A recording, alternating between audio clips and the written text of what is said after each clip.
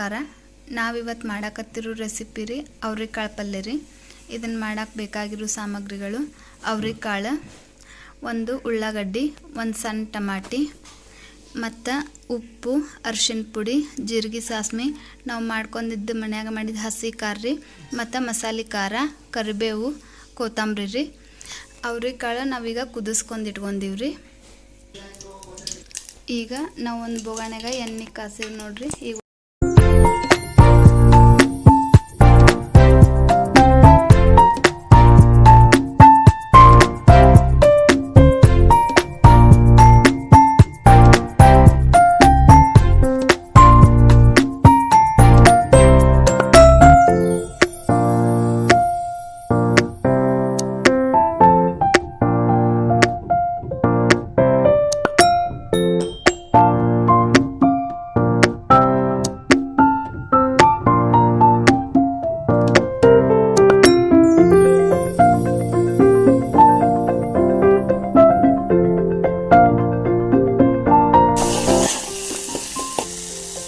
ಈಗ ಕಾಳು ಹಾಕ್ಕೋಬೇಕ್ರಿ.